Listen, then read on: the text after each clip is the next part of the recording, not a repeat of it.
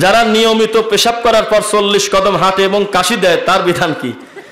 এদের হায়ার ত্রুটি আছে, লজ্জা নাই। আল হায়া ওয়াল ঈমান করনাহু জামিআ, লজ্জা এবং ঈমান হলে একসাথে জমা ধরে থাকে। ইদা রুফিআ আহাদুহুমা রুফিয়াল আখার, দুইটার একটা যদি উঠে যায় তার একটা এমনি এমনি উঠে যায়। কথা বুঝছেন? এটা লজ্জা নিতান্তই না থাকার পরিচয়। স্কুল কলেজের মেয়ে ছেলে ফেলে যাচ্ছে, কত মুরব্বী যাচ্ছে, পেশাবখানা তো একটু পর্দাই থাকে। পেশাবখানা কিন্তু মসজিদ হোক মাদ্রাসা হোক এটা আলাদা পর্দা করা থাকে না। পর্দার ভিতর থেকে ভালো মানুষটা বারাদা সেরি রাস্তায় খক করে কাশতেছে, মানে তাও আবার 40 কদম পার করতেছে। অথচ কত মেয়ে ছেলে ওই রাস্তা দিয়ে যায়। আর কুলুপ ধরে হাঁটলে আপনি হেঁটে দেখবেন হাঁটুর অংশ অবশ্যই কোনো না কোনো ভাবে দেখা যায়, বের হয়। এর যে খারাপ কাজ কি হতে পারে? অথচ ইসলাম কত সুন্দর, একটা প্রমাণ পেয়ে যাবেন। পেশাব করেছেন, পেশাব করবেন, প্রথমে দোয়া পরে ঢুকবেন। কিভাবে ঢুকবেন? দোয়া পরে। কি দোয়া পড়বেন? আউযু বিকা মিনাল খুবুসি ওয়াল খাবাইস, দোয়া পরে ঢুকবেন। পেশাব করার শেষে, আবার বলি, পেশাব করার শেষে পবিত্র পানি দিয়ে আপনি পরিষ্কার করবেন। এরপরে যখন বের হবেন তখন ওযু করার পূর্বে কি বলবেন? মুখ দিয়ে বলেন তো, হ্যাঁ, বিসমিল্লাহ বলবেন না? তারপরে ওযুর শেষে কি বলবেন? মুখ দিয়ে। ওযু শেষ, এই ভেজা হাতটা খালি লজ্জাস্থান বরাবর একটু ছিটায় নিয়ে আশহাদু আল্লা ইলাহা ইল্লাল্লাহ ওয়াহদাহু লা শারীকা লা ওয়া আশহাদু আন্না মুহাম্মাদান আবদুহু ওয়া রাসূলুহু আল্লাহুম্মা জাআলনি মিনাত তাওয়াবিন ওয়াজআলনি মিনাল মুতাতাহহিরিন, এই কথা যদি আল্লাহকে শোনাতে পারেন জান্নাতের 8টা দরজা খুলে গেছে।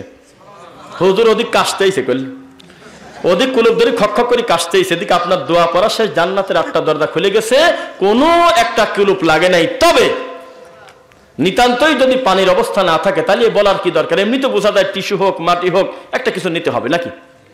আরেকটা ব্যাপার, যদি পেশাব আসার সম্ভাবনা থাকে, কত আশা করে বসে আছে, যদি 2-1 ফোঁটা আসে, এই জন্য বলে ওই কুলুপ নিয়ে হাঁটে। তাই আমাদের এক শায়েখ বলছিল, ও যদি 4 ঘন্টা হাঁটে তাও পেশাব আসবে।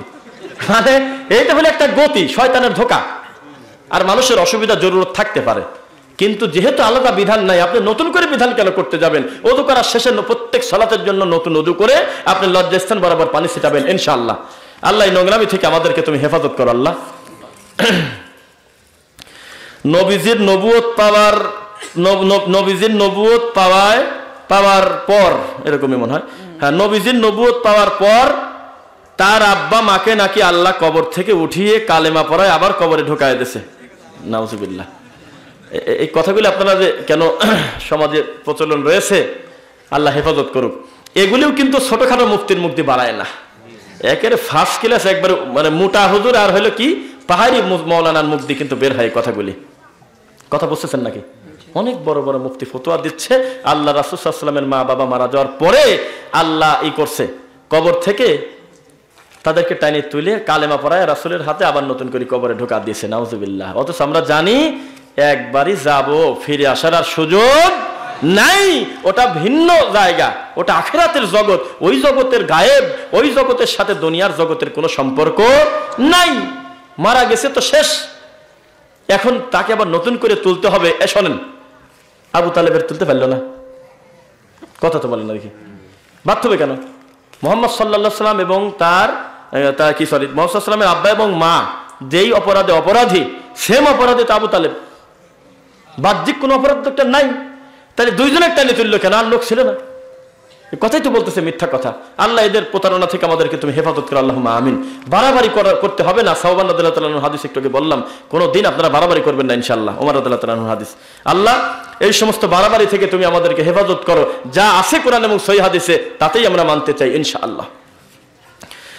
আমাদের দেশে বহু জায়গায় কদমে রাসূল পাওয়া যায়, অর্থাৎ নবীর পায়ের ছবি দেখানো হয়। আমার প্রশ্ন, রাসূল কতবার আমাদের দেশে এসেছে এবং কোথায় আসছে?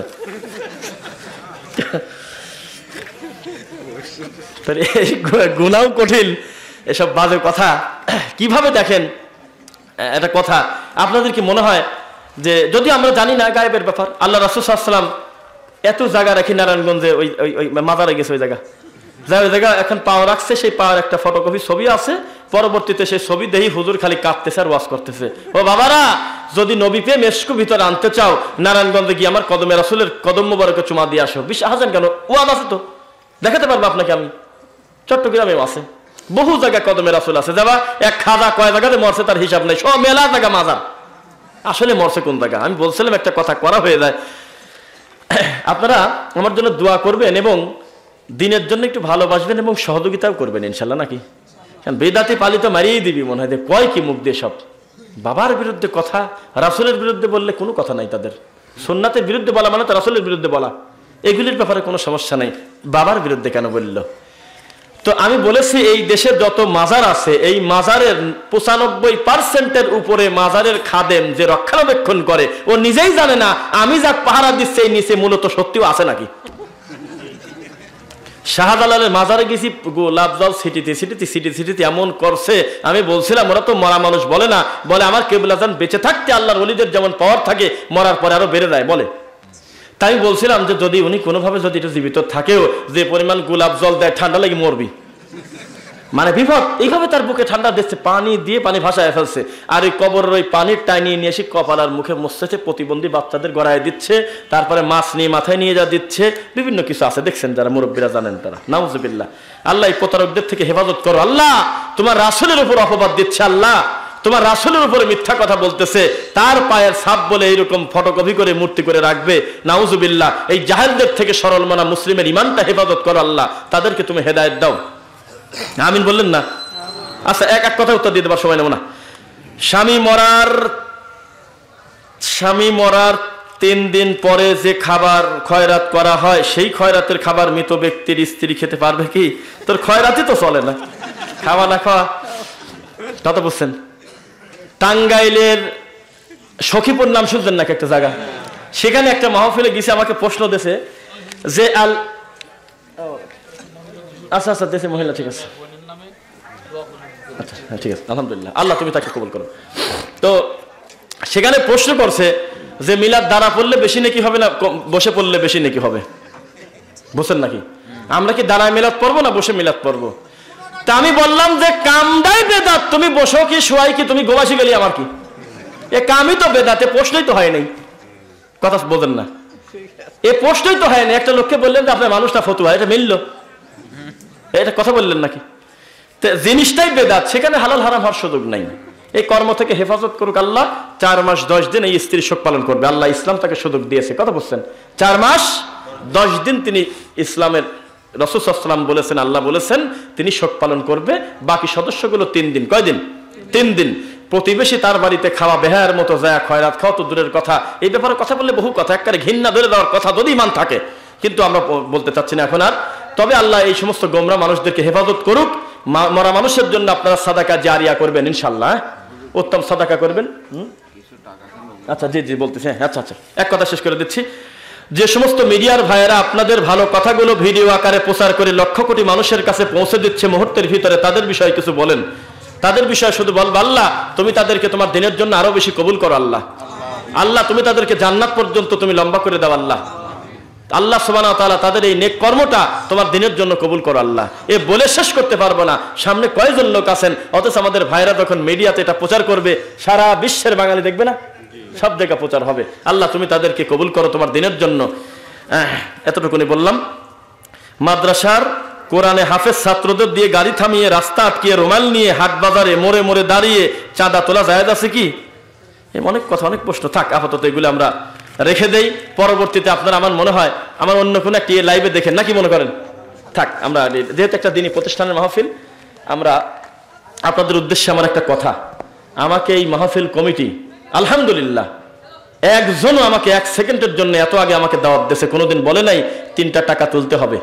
আমি নিজ থেকে, যেহেতু একটা কোরআনের প্রতিষ্ঠানে আমি এসেছি, আমার মন চাচ্ছে এখানে আমার কথার দ্বারা যদি 10টা মানুষ একটু শরীক থাকেন এই দিনের কাজে, আমার মনে হয় আমি আল্লাহর কাছে একটু পুরস্কার পাবো ইনশাআল্লাহ।